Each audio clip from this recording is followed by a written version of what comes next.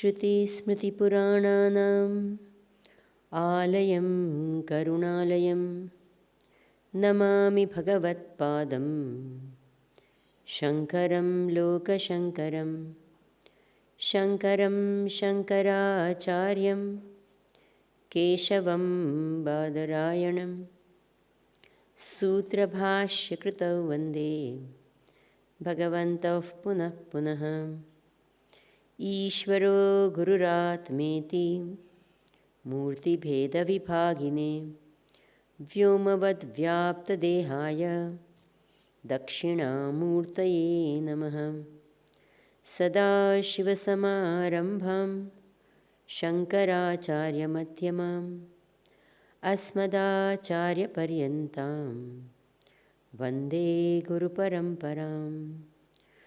ॐ ब्रह्मानन्दं परमसुखदं केवलं ज्ञानमूर्तिं द्वन्द्वातीतं गगनसदृशं तत्त्वमस्यादिलक्ष्यम् एकं नित्यं विमलमचलं सर्वधी साक्षिभूतं भावातीतं त्रिगुणरहितं सद्गुरुं तं नमामि, सद्गुरुं तं Namami.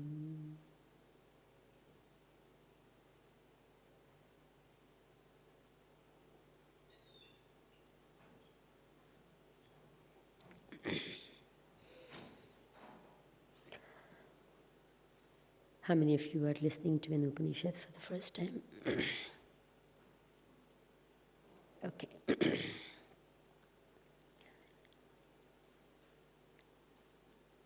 The Hindu scriptures are many.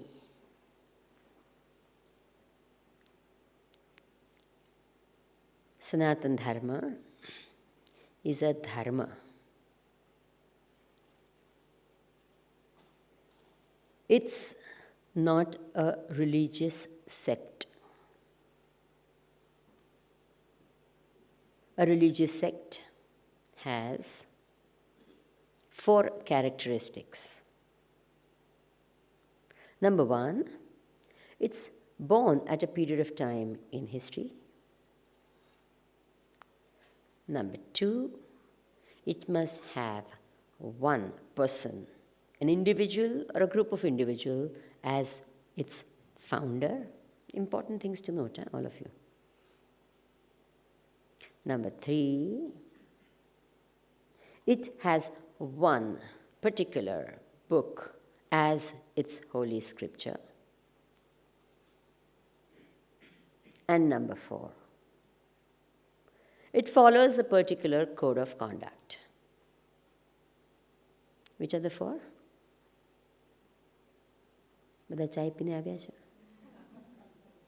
Which are the 4? Number 1, it's founded at a time in history. 2, one founder or group of people who have founded it. 3, one particular book as its holy scripture. And 4, a particular code of conduct. Islam was born at a time in history, yes. A founder, a holy book, particular code of conduct. Christianity, born at a time, founder, book, code of conduct. You understand? Sikhism,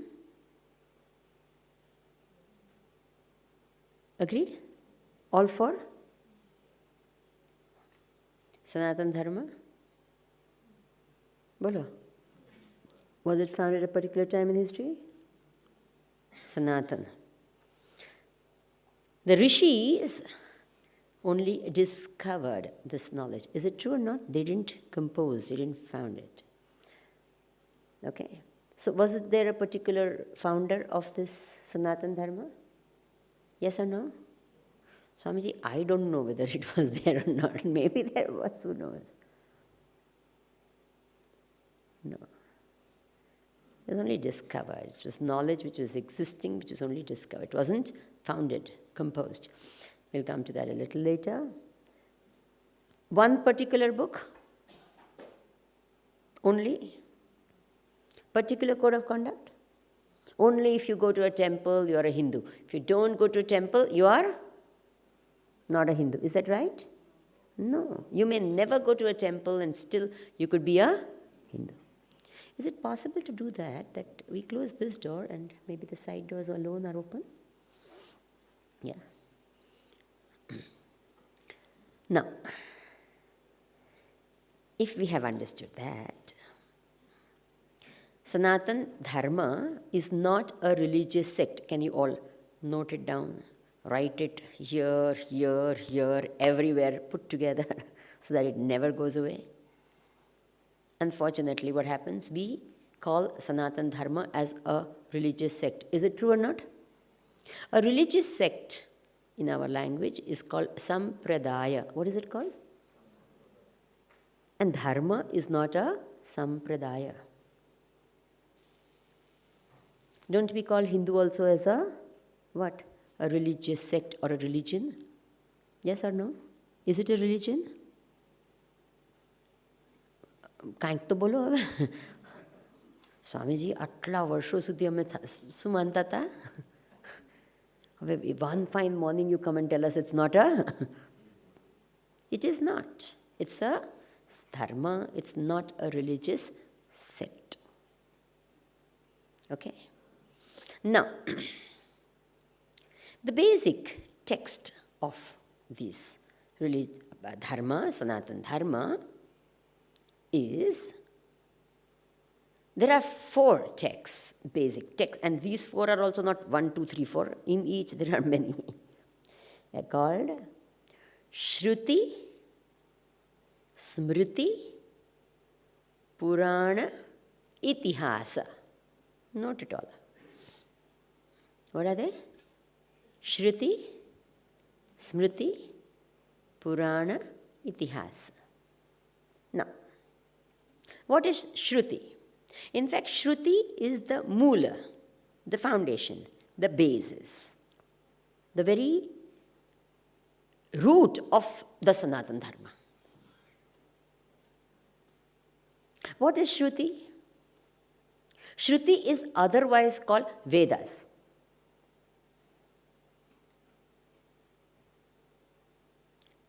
The great saints and sages, rishis of yore, in their seat of meditation, discovered. The important word is what? Discovered. The eternal truths that guide creation. And this knowledge that they realized, I'm using these special words, realized, etc. For example, Newton, when he was sitting under the famous, I think that apple tree also seems to have become very, I don't know whether they've still kept it. That apple tree, what happened? The apple fell on his head. And at that time, what happened? What? He composed the law of gravitation? No. What did he do? He discovered the law of gravity. He discovered it. It was there in existence before. When was the law of gravity composed, created? Who created the law of gravity? Bolo na. Who created it? Not me. Who created the law of gravity? If at all we want to say someone created the law of gravity, we'll have to say Bhagwad. Isn't it true? It came into existence along with creation. Do you agree with me? Yes. With the thing created and governing that law, whatever was the thing, that time it manifested. Agreed? Before that, where was it? We don't know. It was unmanifest, but it was not manifested in that form. Now, till Newton, did everything fall down or go up? Bolo. Everything kept falling down, right? It didn't go up. Right. So what did Newton do? Only discover. And then he handed it over to us. Agreed? So we didn't have to rediscover it. Easy for us. And then we can reconfirm that law, right? By what? Throwing anything. And by the fact that we stay on this ground, we know, law of gravity is at work. So we can prove his law again. We can realize that law again and again. Is it true or not? Why? Because it's an eternal truth that he has discovered, and therefore a truth that guides creation, and therefore I can discover it again. Now, sitting over here. Agreed? Now, if you have understood that, great rishis of India, in their seat of meditation, discovered certain truths which guide creation. These truths that they realized, they passed it on to their shishyas. How did they pass it on? Was there books at that time? No. How did they pass it on? And what did the shishyas do? And they in turn sat and what? Realized. And then they in turn what?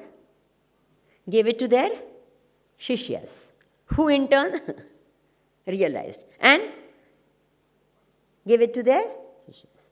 And this eternal truth came down through the Guru Shishya Parampara, the lineage of the Guru and the Shishya. It came down through words heard by the Shishya, and therefore it was called shruti, hearing. Have you understood now this meaning? What? Shruti. What was it? It was knowledge that was handed over. And knowledge is called Veda. From the root vid, to know, comes this word Veda. So eternal truths discovered in the seat of meditation were handed over generation to generation, which formed the Vedas. Have you understood? How many Vedas are there? There's only one Veda. This is knowledge, eternal truth. One Veda, it was divided into 4 volumes for the sake of easy understanding. Have you all understood? It's like physics is one, but you can have it in volume 1, 2, 3, 4. Law of gravity could be in 4 different volumes. So similarly, these eternal truths, their eternal truths, was discovered and compiled and edited and put into 4 volumes by the great Bhagavan Vedavyasa. Have you all understood now? What did Bhagavan Vedavyasa do? Did he discover them? Who was he? The editor cum compiler of the Vedas. He was the one who put it all together. Why did he do that? Because it was getting lost. In some place, a particular law was there. In another place, another law was there. And what used to happen? I mean, some of them, some discoveries in this ashram, some discoveries over here, some discoveries by this rishi, it would have got lost. Sometimes this knowledge that was handed over may or may not have got realized knowledge. And it might just have been passed like that. And sometimes it loses its what? Power or understanding. It's just words that get handed over rather than realized knowledge. I hope you understand the difference between the two. So therefore, he realized that it will get lost in time, and therefore he compiled it all together into these 4 volumes, which are the fundamental basis of Sanatan Dharma. Okay? What is that? What are they called? Vedas or Shruti. So no one has composed the Vedas. Okay? It was only discovered by rishis. Approximately, if you want to say, when at least 5,000 to 10,000 years before Christ. When was it discovered? All these great discoveries were made when? At least. This is minimum. 5,000 is the minimum. Definitely it could have been anywhere 10,000 years before Christ. And if you see what is written in the Vedas, it is unbelievable. To think that all such great... Gravity is also there in the Vedas, by the way. Prithvi Akarshini Shakti is given, clearly mentioned. So many things. But it had to come from the West for us to have accepted it. Is it true or not? Then we go to the next. So therefore, Vedas talk of the eternal truths. Okay, this is very clear. Now we go to the Smriti. The knowledge of the Vedas was the basis. But, as I said, since they were discovered facts, discovered truths, given in cryptic mantras, very difficult to understand. For example, to a complete layman who has no idea, you say E is equal to mc square. What do they understand? Bolo.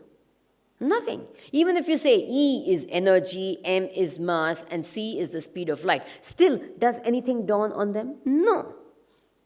The implications of it, nothing is understood. And how do I apply that E is into mc square in my life? How do I understand that?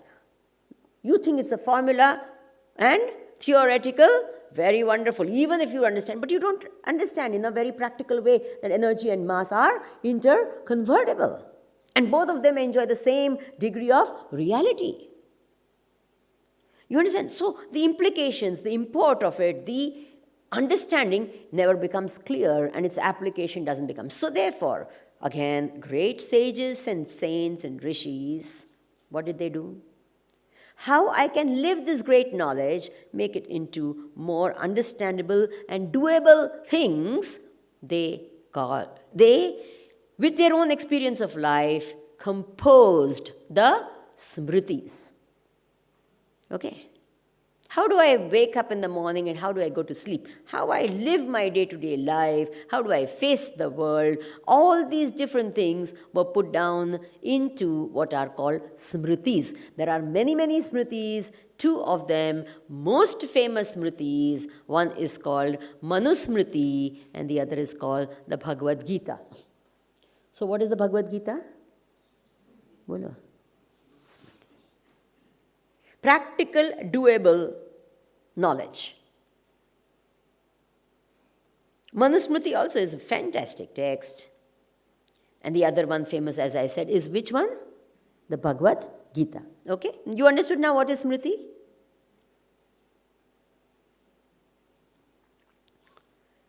Then we go to the third. What is the third? Purana. We'll talk about the itihas first, then I'll talk about the Purana. There are two itihasas. Which are the two itihasas? Ramayana and Mahabharata. Iti plus hasa. Or let me say, iti plus ha plus asa is equal to itihasa. The beauty of the Sanskrit language is that the meaning of the word is in the word. You just have to open the word. You must have the technique of opening the word. The minute you do that, the meaning comes out. Great understanding comes out. Iti plus ha plus asa is equal to itihasa. Iti, thus. Ha, indeed. Asa, it is said. Thus, indeed, it is said, is called itihasa. And in simple translation, it's called history, isn't it? Don't you all, if you have studied in India, itihas yane history, isn't it? What is history? Thus it is said, isn't it true? In the good old days, this happened and that happened. In the year 1955, this happened, etc., etc. So this is called itihasa. Now, unfortunately, all of us are so absolutely brainwashed, if I have to say, into thinking that the Western way of reporting history is only the way to report history. We think of itihasas, the Ramayana and the Mahabharata, as only stories. Is it true or not? It's strange. I mean, we think, see, this is one way of reporting history. There can be another way. Agreed? Yes? But we are so brainwashed, completely, totally, absolutely, that if we think it is written like that, then only it is called history. Yes, it is Western history. Western history is written like that. That is their way of looking at it. There can be a different way, and it can be right as well. Do you agree with me? Bolo. Koi nathi mantu. Now, what is the difference between the Western way of writing history and our way of writing history? For us, dates are not important, full stop. Not important at all. What is important is what? The lessons that we learn from history. You understand? Also, with respect to a particular, now how was history written? Itihasas. What is the difference between Itihas and Puran? We'll see a little later. But what was there is that it did not matter, that this one had 5 children or this, and that is all reported. It's not that it's not reported. It's very detailed reported. He had 5 children and one of them ruled and 4 of them went away here and this happened to that. It maybe have been reported. But when something great happened or something important happened in the life of that person from which you and I can learn important lessons of life, that was elaborated and it was given so interesting. Do you recognize that Mahabharata is one of the most exciting story, even if you want to call it a novel? I don't think atla bada ras, all the possible rasas that you can have of horror, of comedy, of romance, of while every possible thing is there. Is it true or not? Bolo. As a novel, it beats every other novel. Recently, in fact, yesterday, I read in a weekly which is produced over here in Nairobi, Asian Weekly or something like that. There's a magazine, newspaper like that. That Warner Brothers wants to produce what? Ramayana. Because they say it's one of the best stories ever written. It is. Even as a story. But we did not think of it as stories. What did we think of it as? Itihasas. Very, very important lessons to learn. So itihasa was there. Then we have 2 important ones. It is said that how many verses are there in the Mahabharata? Are you aware of that? Come on, these are all basic things. આપણને હવે આપણા છોકરાને ક્યાંથી કંઈ આવડે આપણે સ્વામી અમે સ્કૂલમાં ભણ્યા હતા રિલિજનમાં હવે બધું ચાલ્યું હતા ને ભણ્યા હતા ને અહીંયા તો કરિક્યુલમ છે પાછું religious curriculum 1 lakh shlokas as available now. When we did, we never did it in Kanjus. We લખે અહીંયા તો એક કંઈક one small poem 3 line લખે તો ha. Is it true or not? Here we compose means nothing less than thousands was like. So 1 lakh, the biggest epic ever written is what? The Mahabharata. Then we have what is called Puranas. What are Puranas? Puranas again are histories of a different type. So the same knowledge which was given in the Vedas was given a practical, doable, version in the Smritis, was demonstrated through lives of great masters and people through the Itihasas and the Puranas. Okay? So the same knowledge, nothing different. Only what is given in the Vedas is conveyed through what? Shruti, Smriti and Puranas. Nothing. The purpose of the Shruti, Smriti and Puranas was not entertainment, was not storytelling, but was what? Realizing of the same truth that was given in the Vedas. Is this very clear? Yes or no?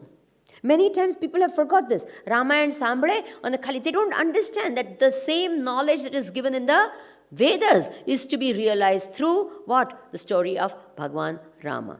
Have you understood? And it is very strange because it is not written in the typical history form.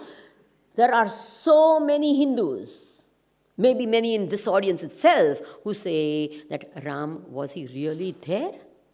It was only a story. Is it true or not? Bolo. There are people who say, no, Ram, what Ram? No, has anyone seen Ram? Yeah, of course. Tena joyo hoy, that doesn't mean it doesn't exist.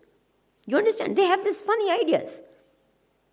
How do you know Krishna looks like that only? And not different? These are typical questions asked by the Hindus. Do you agree? These are only stories. Actual Ram kain hota hai?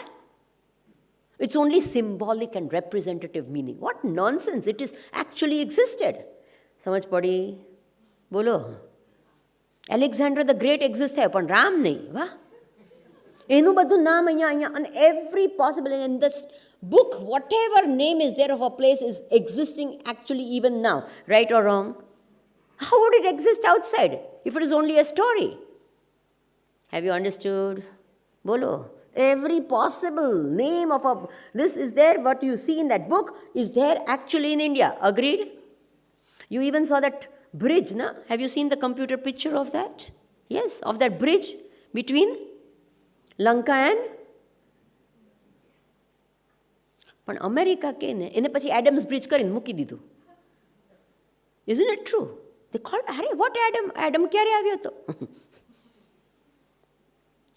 So therefore, don't think of Bhagwan, Ram or Krishna and all as what? Only stories as representations and symbolism. No, they existed. Full stop. I don't believe. That's your problem, not Bhagwan's problem. Then, Puranas and Itihasa, what is the difference? They also have stories. These also have stories. What's the difference? In the Puranas, a Vansha, lineage is described, like Surya Vansha, Chandra Vansha, and all the great kings or the great people, the sages or any influential people of that are described. And their lives and what they did, and then some really bad character is there, then they'll tell you, oh, this is what he did, Raja Vain, bad this, what he did, etc. And then he had a son who was really good, he did this, Prithuraja did this, etc. So there's a big story. So if you read or you listen to the Bhagavatam, how many of you have done that? You find lots and lots of stories, full of stories, all these type of stories. And then they tell you very important lessons of life, which even tell you about the eternal and absolute truth, which is talked about in the Vedas. And the Itihasas are a different type of stories, I mean, a different way it is conveyed. They take one person, individual, or a family as the hero of that particular, text. And everything related to them. It could be their forefathers and, ancient histories or anything related to make you understand about that person and or his group of people is talked about. Example, in Mahabharata, who is the hero? Bolo ne, at the most answer will be wrong. We can't be worse than that, right? શું કરવા ગપ તમે પૈસા થોડા જવાના છે બોલવામાં તો બોલો ને શું જાય છે ના બધાની આગળ ખોટો આન્સર હોય તો so what does you come to learn, right? Don't make prestige issues of anything. When you're learning, full stop. I don't know, that's why you come here, right? Who was the hero? No, it's not Krishna, it's not Arjuna, it's the entire Pandava family. The 5 Pandavas were, not even the entire, 5 Pandavas are the hero of Mahabharata. Everything related to them is talked about. In context with that only is talked about. So the Pandavas. And you come to what? Even Krishna, because of his very intimate relation with the Pandavas, is talked about so elaborately in the Mahabharata. In Ramayana, who is the hero? Undisputedly, what? Bhagwan Ram. Now, there's something really special about the Puranas. I want you all to appreciate what was there 10,000 years before Christ. Because unfortunately, we feel everything good only came from the, what? West. We don't even appreciate. That's why I took this session particularly. We don't even know the type of greatness of the knowledge available. Puranas, we think they're cock and bull stories sometimes. Because sometimes they talk of the most ridiculous, unbelievable. If you read them, you say, "Ah, soch hai." Absolute nonsense, if you see. Sometimes you get absolutely shocked. Ahu ave? Puranas are called Sambhava Pramana. Sambhava, the meaning of the word Sambhava, you all know in your own Indian languages, in Gujarati also, we say Sambhav chai. Sambhav means what? Possible. Asambhav? Impossible. All Indian languages. And I tell you, I plead with you, I really urge all of you, please keep in touch with your mother tongue.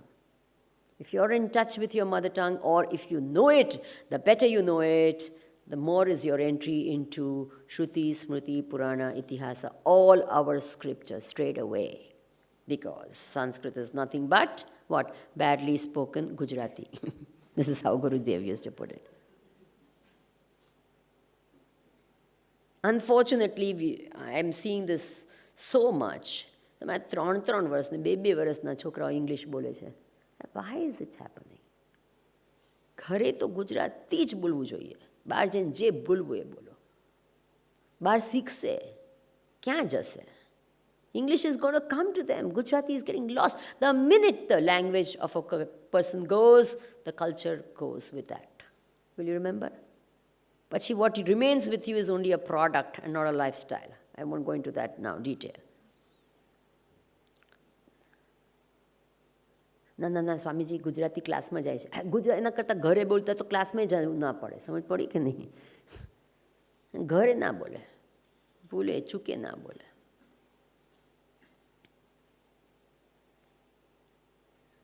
Okay, I won't go into that because I feel so passionately about that. Anyway, now,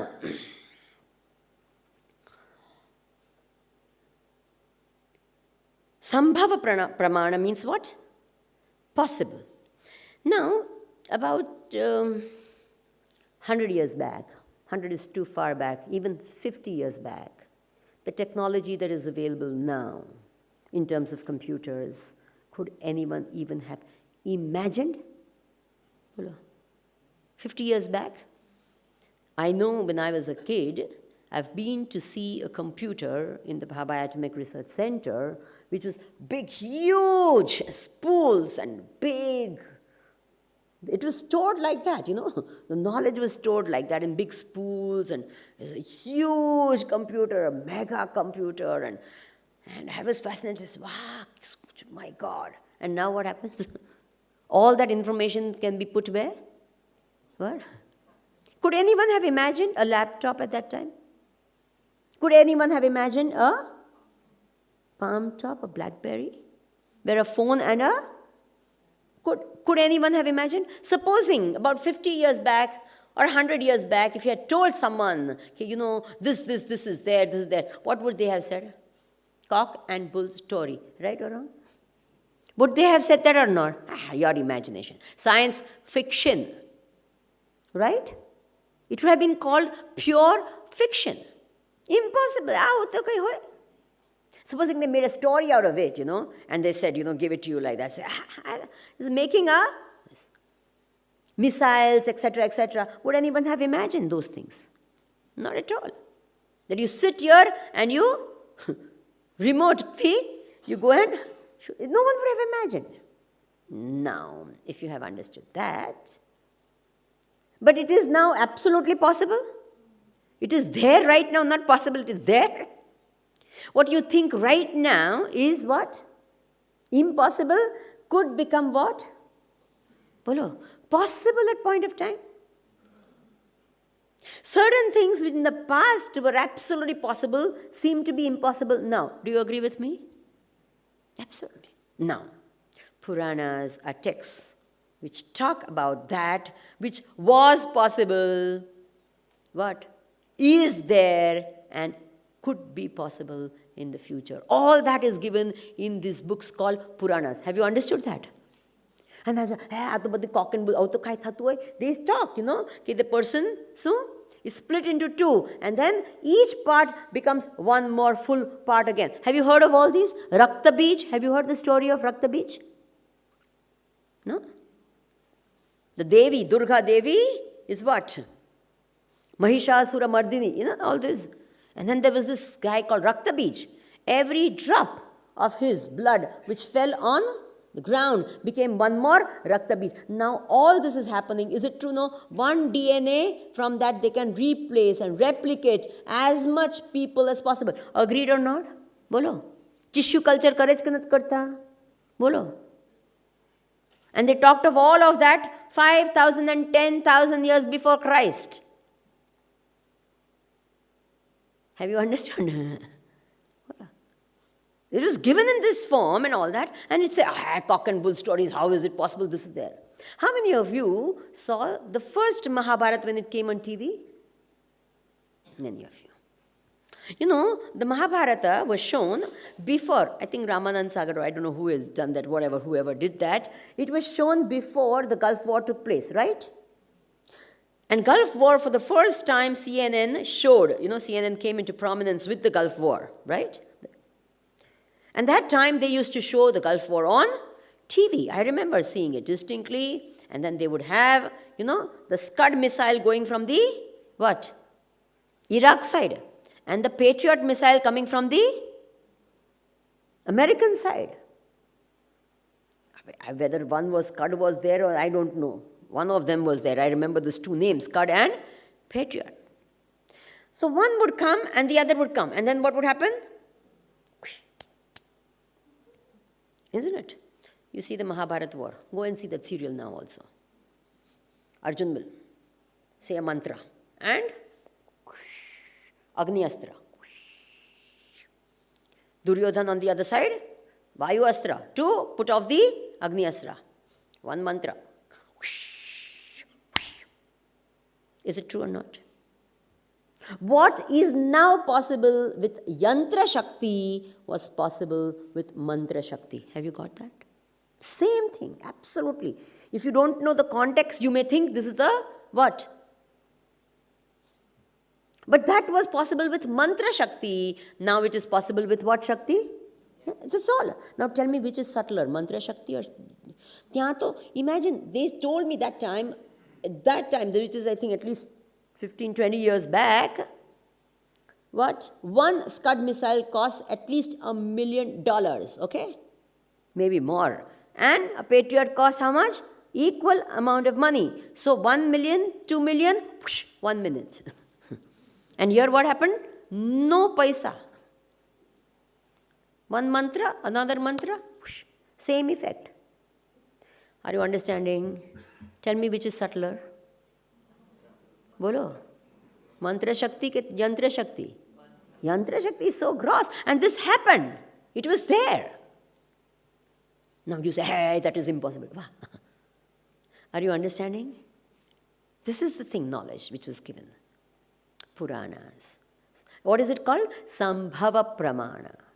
That which could have been possible, was possible, and can become possible, and is possible. Even in this world, at this present moment, when you see some things, don't you think this, my God, what impossible things are happening? Isn't it true? When you just watch, you say, God, out hai? Am hoy? Ah. Hoy. This is what is given. Don't you think these are really advanced texts? Or are they only cock and bull stories? Just because you and I don't understand. We say they're all ridiculous, they have no sense. અને પછી ત્યાં કંઈ પણ વેસ્ટનું હોય પછી એમનું તો 5 વર્ષમાં it sort of goes out of existence, and still you and I would read it as gospel truth, right or wrong? This is it. So many of their theories, someone gets a Nobel Prize for what? Disproving the other person's theory. Who got a Nobel Prize for his theory? Isn't it true? This is it. And here so many eternal truths were talked about. Just like that. Through demonstration, through the... Now a 2-year-old child, how do I explain to him how it rains? How would I explain? Will I say the waters of the ocean, then there is condensation, evaporation, and then the process of condensation. Will I do all that? Yes? Should you do that? How do you tell him? In the heaven there is Airavata, the elephant of Indra. Now the minute you say elephant, what happens to the baby? Elephant, elephant. And then he imagines. His imagination has started. Then Airavata puts his trunk in the ocean. A lot of water. And he just... And then what does he do? And it rains. Have you understood? Same principle. Evaporation, condensation comes down. Agreed? Right? When he grows big, he realizes what? That the same principle is all scientific. It's not cock and bull story. Have you got it? Bolo. It was given in a story form, so you and I could, what? Appreciate some of it. Some of them, the story is not made up, like Ramayana and Krishna and all of that, not made up. They're actually there. Some of them made up so that we understand basic principles of life. ठीक है? Now, let's talk more about the Vedas, because that's what we're going to study. Shruti, Smriti, Purana and Itihasa. By the way, how many Puranas? How many Puranas? 18 Puranas. Can you name a few? Shiva Purana, Garud Purana, Devi Purana, Skanda Purana, Varaha Purana, Narasimha Purana. Many, many like that. But the most famous of all the Puranas is the Srimad Bhagavatam. The Bhagavad Purana is the most famous. There are Upapuranas, and don't think these are the only scriptures of the Hindus. There are many, many, many more. But the principle that you must remember is that if all these scriptures are in line with the Vedas, then we consider that knowledge as valid. If they are not in line with the Vedas, we don't give them any importance. Have you understood? If someone says, no, I've got a new theory, is it in line with the Vedas? If it is not, don't even waste my time and tell me. I don't want to hear it. Why? Because it's not talking about the eternal truth. And I'd rather hear something which is eternal and applicable for all times, time-tested, so I can follow it and reach the goal. Have you understood this? Yes or no? On the Amna, what is the fashion? Bolo. My theory. My. And then little small things which is no this at relevance at all, and they're patenting it. Yes or no? And it doesn't even stand the test. Few years it becomes obsolete. Okay, now we go to the Vedas. Now, how many Vedas? 1. How many volumes? 4. Which are the 4 volumes? Rig Veda, Yajur Veda, Sama Veda and Atharva Veda. 4 Vedas. Now, the 4 Vedas, why did they divide it like that? Rig Veda has more prose content. Yajur Veda has more poetry content. Sama Veda are singing, all those things that can be sung. And Atharva Veda has a mix of these. Now, 4 Vedas, each of the Vedas were divided into 3 sections. Very scientific. Which are the 3 sections? First called Karma Kanda. Second is called Upasana Kanda. The third is called Jnana Kanda. Kanda section. Karma Kanda, Upasana Kanda, Jnana Kanda. Why is it 3? Because all of us, with no exception, are born with 3 manufacturing defects. What? Swamiji, no. Yeah. Every one of us is born with what? Which are the 3 manufacturing defects? They are called Mala. You can note it down. Mala, vikshepa, and ajnana avarana. Swamiji, all this Sanskrit, it's not Sanskrit, it's all Gujarati. Mala. નથી કહેતા વિમળ છે, મળ છે, મેલ લાગી ગયો છે. મેલ નથી બોલતા? મલા became મેલ. બહુ મેલ લાગી ગયો છે. મેલ શબ્દ છે કે નહીં ગુજરાતીમાં? હા કે ના? મલા. વિક્ષેપ. બહુ વિક્ષેપ થઈ ગયો. બોલ્યો છે કે નથી? નહીં? સ્વામીજી, ઇન્ડિયાના ગુજરાતીમાં હશે, અમારા ગુજરાતીમાં નથી. વિક્ષેપ. અજ્ઞાન છે, આવરણ છે. હા. All is all Gujarati. If you only know your mother tongue. And it doesn't matter, it can be Punjabi, anything. All of it is come from Sanskrit anyway. So, Mala, Vikshepa and Ajnana Avarana. What is that? Excuse me. Mala means the dirt of the mind. What do you mean by dirt of the mind? Dirt means all our minds are full of what? Likes, dislikes, prejudices, anger, jealousy, passion, lust, etc., etc. Is it true or not? All of us. This is called mala. We are all born with that. Not born with them, we grow and we pick them up also as we grow in life, isn't it? Then the second is called vikshepa, means distraction of the mind. How distracted is our mind? From the time I started my lecture, do you think your mind remained here all the time? No. કેટલી વાર બહાર ગયું, આવ્યું. બહાર ગયું, આવ્યું. કેટલાનું તો ગયું છે, આવ્યું જ નથી હજુ. ખબર નહીં ક્યાંય હશે. Somewhere it may be there, who knows? Isn't it? મારું લેક્ચર ચાલતું ને પછી જોઈએ, એ કોણ આવ્યું? અહીંયા આ પેલા નથી દેખાતા. પણ હું બોલું તેને સાંભળે ના. ત્યાં. Is it true or not?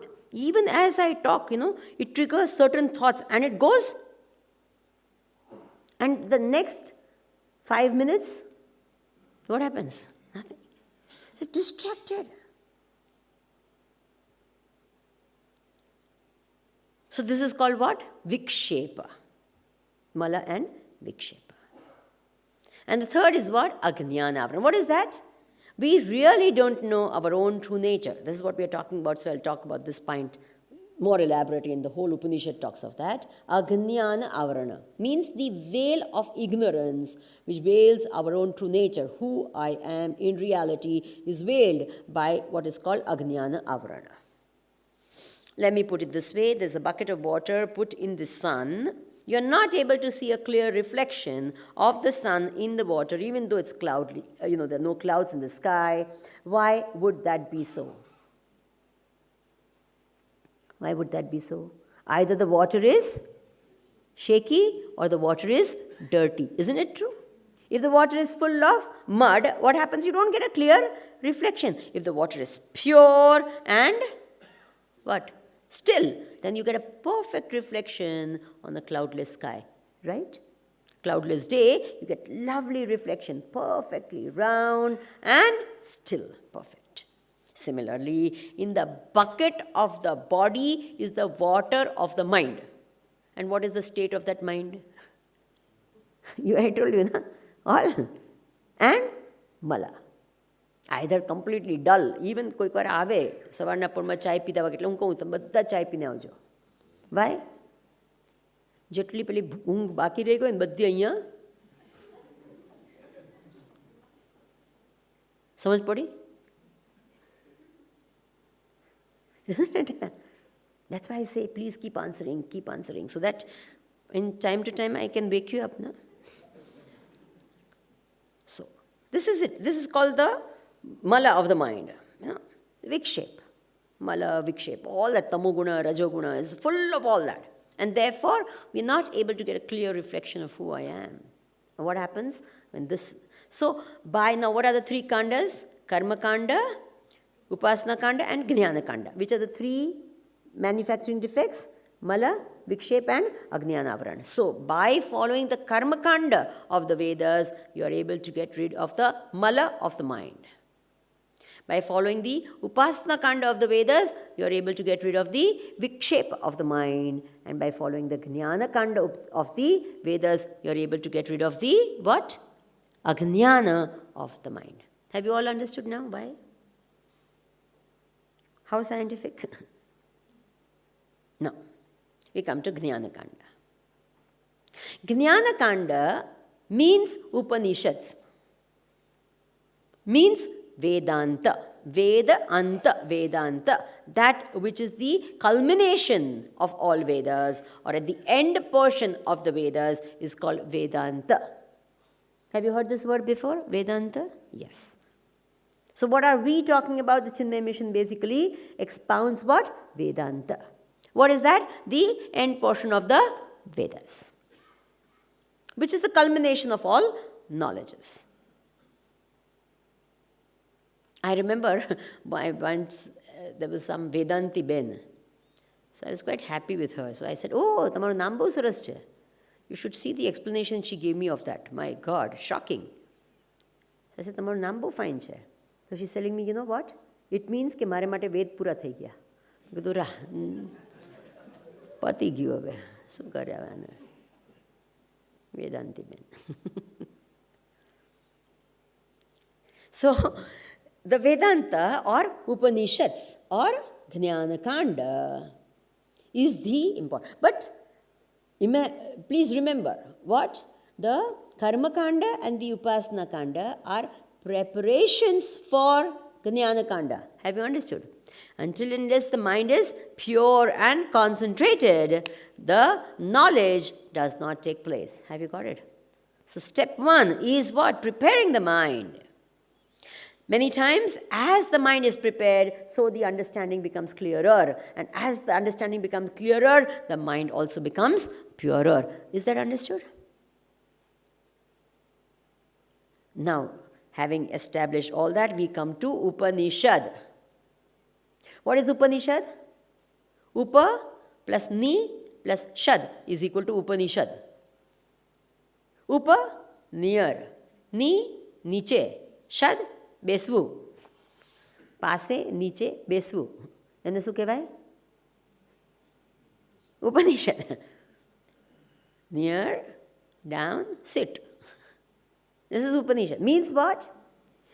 The knowledge that you gain when you approach, come near the teacher, sit down and listen. Sit, na? And where? Not on the head of the teacher. Where? Down. What does it mean? Sitting down means what? It signifies what? Humility. The river of knowledge flows always from a higher to a lower level. So it goes to us. It comes to us when we approach the teacher with humility and learn the knowledge. Have you understood this? So that knowledge which is learned at the feet of the teacher, with humility and with, you must approach the teacher. Okay? Ajkal, what is the difference between the present day knowledge and this? First of all, the teacher first takes the money and then teaches, right? Have you ever been to a university where after the degree is given, then you pay the fees? Is there a university like that?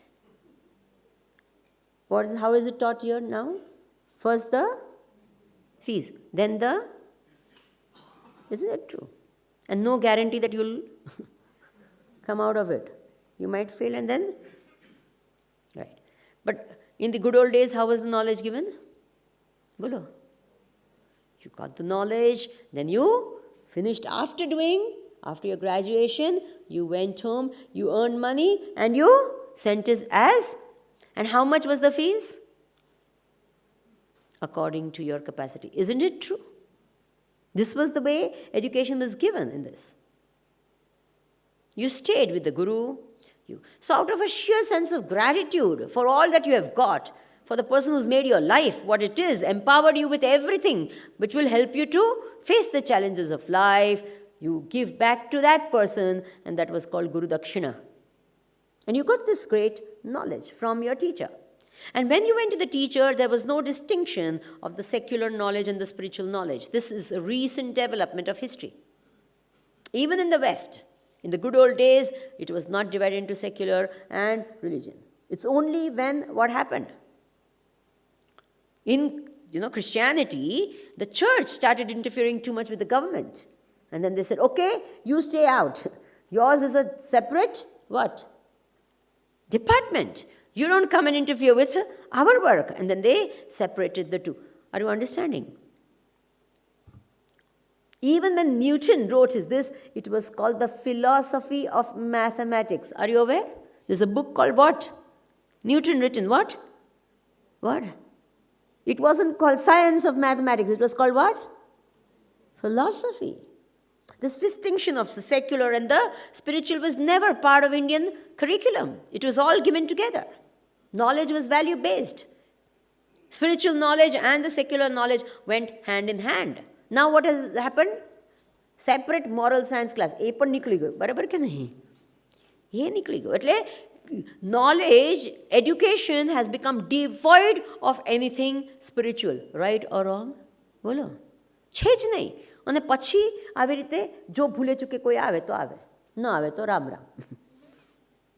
Have you got it? What a lacuna in the knowledge. It's not holistic at all. It's only the secular. The other knowledge just doesn't. And especially if you're a Hindu, so it doesn't touch your life at all. Isn't it true? At least if it's a Muslim, it's compulsory. If it's a Christian, it's compulsory. They know at least a little. And if it is a Hindu, you're untouched by anything to do with what? Is it true or not? Bolo. So therefore, in the good old days, how did it work? All this knowledge was given. So the Vedantic knowledge, the karma knowledge, the upasana knowledge was all given so that the child, the student, slowly prepares himself, becomes fit for the highest knowledge, which is called Vedanta. Okay? He lived a life of karma and upasana, became ready to get the knowledge of this Upanishad. Now, which is the Upanishad we are going to study? What? Amrita Bindu. How many Upanishads are there?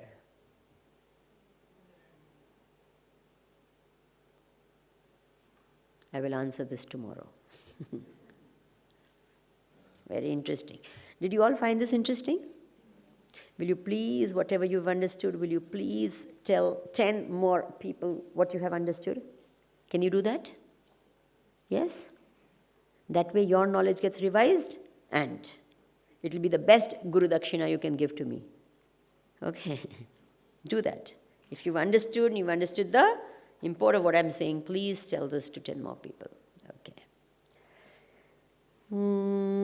Purnamada Purnamidam Purnat Purnamudachyate Purnasya Purnamadaya Purnameva Vashishyate Om Shanti Shanti Shanti Harihi Om Shri Gurubhyo Namaha Harihi Om.